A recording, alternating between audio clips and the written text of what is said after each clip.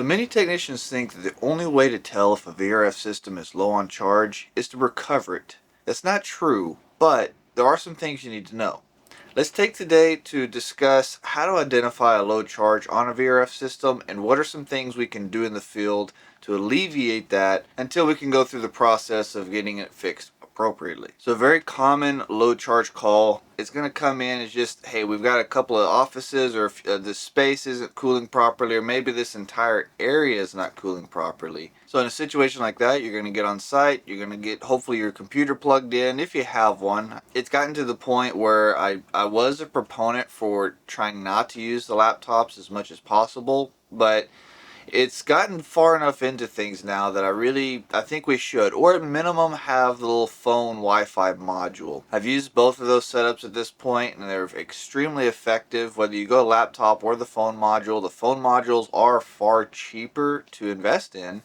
They are limited in what they can do. They're really good at just kind of pulling the core data. Now, a big question that comes up for a lot of guys is, well, why doesn't it throw some kind of low charge error? These things are so smart. They've got so much technology in them. Why can't it identify? It's a very valid statement. I'm not sure why the manufacturers don't have it more tuned in than they do. There is a low charge alarm in the system, but it doesn't trip until 90% of charge is lost. You start reading into this stuff enough, you realize, oh, it's got self-test, and in that self-test it even has a charge analysis or a charge check. Those tests have gotten a lot better over time. They're still not what they need to be for what we need them to do. These have heat functions. For today's conversation, I'm just going to talk about it from a cooling perspective. So the only thing that test is looking for is that all of the indoors provide some kind of temperature drop across them, and they can maintain some level of superheat. That's the critical thing, which is not a very hard parameter to hit. And that's part of what I want to help you with today is identifying a few very specific things. By the way, I am in the process of developing the tech sheets for these, so be looking out for these. This first one should be coming out really soon if it's not actually launching with this video. So be checking on the hvactime.shop website. That is my Shopify store where I'm putting all of my documents that I'm publishing. And these are just quick reference sheets so that you can quickly look at the data that you need. So I'd love some feedback from you. Put in the comments what you would like to see, which tech sheets would benefit you the most. So let's recap real quick. At this point, we've gotten to the call, we've plugged in, we've started to take some data. Maybe we've run a self-diagnostic and it came back everything was fine. But when we start looking into it, then we can get into the numbers to tell us, are we functioning properly? And why are these specific areas being affected more than the rest? There's four main things that I'm looking for when I start to try to evaluate for low charge. And it is kind of a process. This is just my own. Number one, I'm paying attention to the EEVs. So many times, one of the first things I'll do is I'll graph out the EEVs themselves. Part of what I'm looking for is, as the system has runtime, I want to see how those EEVs respond. It may take 30 minutes or so, but as the system is loading up and is trying to do more, I'm going to see those EEVs continue to rise up until they start hitting their maximum. For Daikin, that's 2,000 steps. For LG, that's going to be 1,350. Now, whether it's steps or pulses, it doesn't matter which. This means the same thing. For those of you who work on some of the others like Mitsubishi or Fujitsu, feel free to comment those down in the description so that we can all kind of know what are those maximum step values and what do you typically see. For me, what I would consider normal EEV steps is around 500 to 600 for a Daikin system. Anything less than that I would consider okay. Even 600 steps for an LG isn't that dramatic for me. I don't want to see it go much further above that because you're hitting that 50% mark or pretty close to it. Most of the time, these systems are able to maintain the valves even at a fairly decent load below 50% of their total step value. But with LG, 200 to 400 I think is probably the most common positions I see. So let's say I've looked at the addresses and I've identified that these particular rooms that are being complained about are IDU 4, 5, and 6 inside of the software. Well, as I'm looking at that, I'm seeing that those are also the same indoor units that are showing high EEV positions. And after, say, 20 to 30 minutes of runtime, those hit their maximum values. That's a key indicator. Now, it doesn't mean immediate low charge. It could be a valve issue. And the other thing that I'm going to see on those coils, those valves are going to be constantly increasing because the superheats through that coil aren't going to be coming down. Now, a high superheat for those indoors is usually anything, especially above 20 degrees, is just out there. Most of the time, they shouldn't be more than 15, and when they're running normally, 8 to 12 is actually pretty standard for these. Now, especially at startup, you'll sometimes see these get down into this to really low digits. I mean, 2, 3, 4 degrees of superheat, and I'm okay with that. Don't get spooked by that either. As long as it doesn't stay there for a long period of time, these indoor coils will run low superheats at times, and you'll see some fairly heavy fluctuations. 8 to 12 with an extended amount of runtime and everything's able to balance out should be fairly normal. When you see above that, then you're going to start to see the valve open up more and more to try to bring that back down. So in our particular case, we're going to see elevated superheats across the coil, and we're going to know that by our coil in and out. If you didn't know, your coil inlet temperature is considered your saturation. It is a physical line temperature on the two-phase manifold after the EEV. Then you've got your suction manifold coming out. There's another sensor there. That's going to be your suction gas sensor. So the system is just taking those two readings, subtracting them, and we have our superheat value. The indoor unit is not looking at anything to do with the outdoor system's pressures or anything else to calculate that superheat. The next step I'm going to go to is I'm going to start looking at the superheat coming back to the outdoor units. And we're going to see that superheat is going to elevate as well. Typically the outdoor unit superheats, in my experience, are going to run about 10 or less. But if I see my outdoor superheat hit that 20 mark or start going above that, I immediately know that there is a problem somewhere, because it doesn't run that high at the outdoor unit. You may have individual indoors kind of run high here and there, but by the time it's getting to the outdoor unit, it's fairly stable and it's usually fairly low, which is good. You know, it goes back into efficiency. You want that lower superheat, and the system can control that, and it's got accumulators and all the stuff. My third step is I see I got high suction superheat on the outdoor, and my liquid line subcooling is also getting low. For a system like this, if I've got 20 degrees or less of liquid subcooling, I've got a problem. These systems run fairly high subcooling levels, so typically 30 to 40 degrees of subcooling is very normal. These numbers are going to fluctuate heavily, so one of the things we have to be very careful with these types of systems is we've learned a very hard set rudimentary numbers for troubleshooting standard ACs. 8 to 12 on liquid line subcooling, in my opinion, is 10 to 15 on suction superheat on most systems, you know, and on some more controlled like EEV styles, I'll even go 8 to 12 on my suction superheats and consider that okay, and that's really efficient for a system.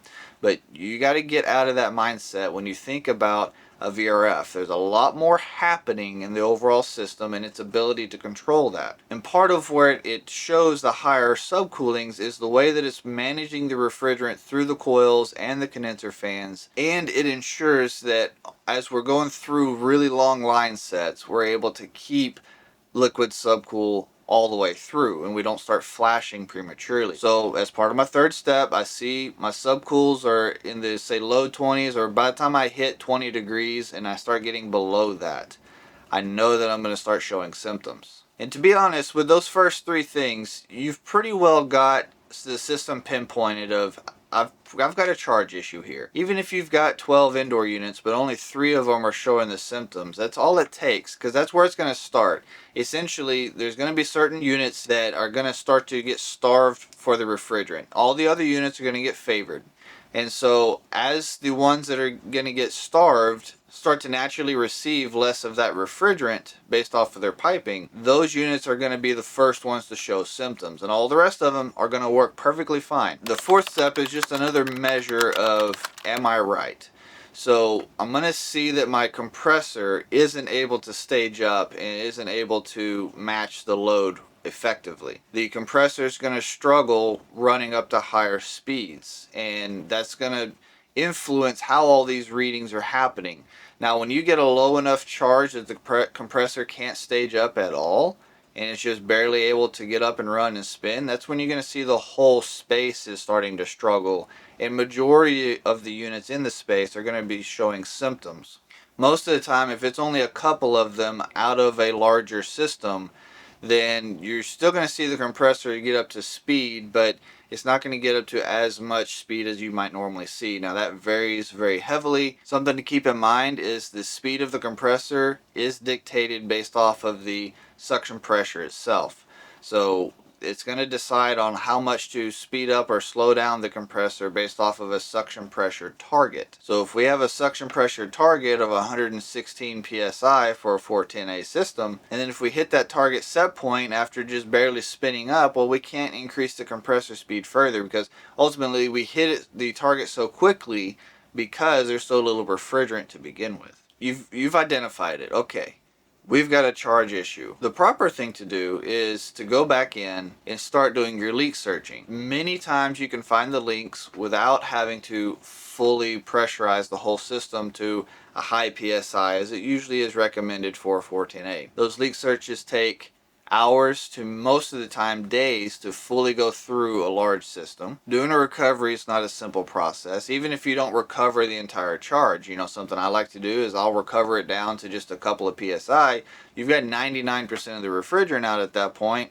You can get a good estimate as to what your weight is, and then you can just put that refrigerant back in without ever going below positive pressure and having to start pulling a vacuum or anything like that. What you can do to get out of the bind, get the customer back in operation, and then make a plan to come in and try to address the system properly, just add 5 pounds at a time. So if you just go up there, make sure it's liquid charge. You put 5 pounds into the suction line at a time. Now, most people would recommend you shut the whole system down and you go through a more extensive process. I've found some success with just taking a little bit of a shortcut and just slowly metering it into the suction line while it's running, not going through the whole shutdown process. You still have to give it a significant amount of runtime. We're talking 30 to 45 minutes between adding the refrigerant, because you really need to let that 5 pounds settle in. After you've put the 5 pounds in, if you're still not seeing those valves come down and the superheats come down and the subcooling start to come up where you want it to, then add another 5, and you're going to continue that process. And this may take several hours to accomplish. That's something that we need to understand, and that customers are going to have to start to understand as well. These systems take a lot of time and a lot of patience to troubleshoot.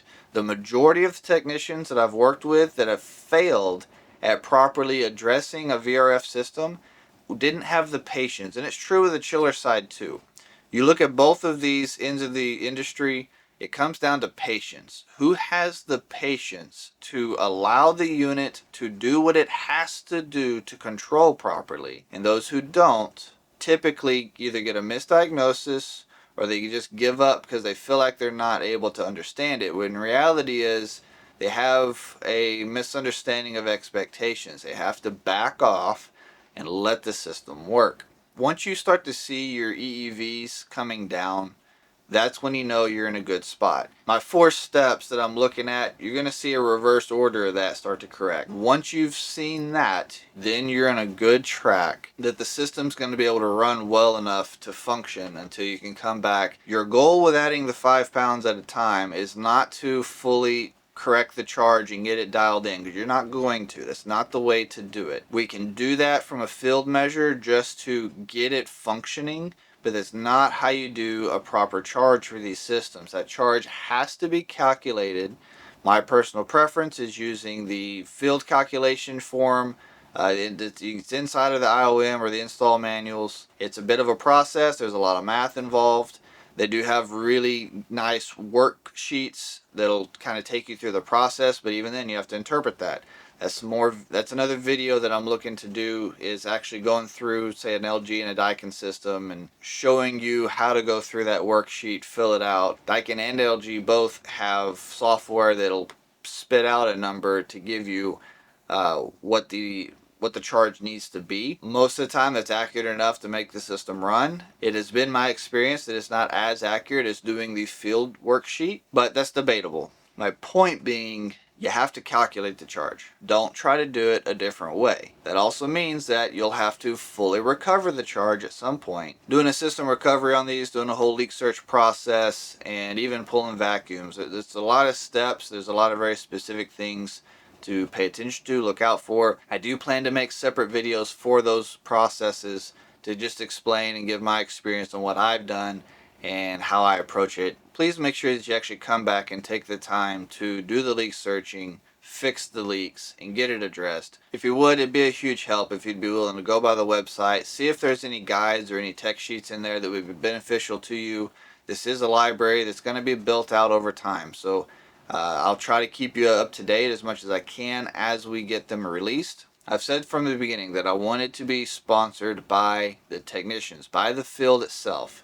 And that's why that I've had a couple of sponsors, and the CSG group, they're not sponsoring this video, but them as an example, I've just really had a great experience working with them and plan to continue to do so. And I have finished up some of my other sponsor agreements that I've set up early on just to try to get some funding to invest in some things. I don't plan to continue with sponsorships beyond just that one relationship. That being said, it's crucial for me that I really bring the most value to you that I can. You are the backbone. So for all of you, I really appreciate all the time that you put into watching the videos, and for all of you who've gone in and bought my published documents so far, all of that goes a long way making this education possible. I want to see the trade a better place. This is my way of seeing how to do this. With that, MTT, make the time for your family, for your spouse, for your kids. But we've got to be there for them. Appreciate all of you. I'll see you around. And I'll be at AHR. If anybody's going to be there in January, I'll be there the first 2 days. So look out for me. I look forward to meeting everybody and getting to hang out and do some stuff. I'm not going to be able to do a true meet and greet like I've done other times. It's going to be really busy. I plan to do a daily vlog while I'm there, and then I'll get those posted over on the service channel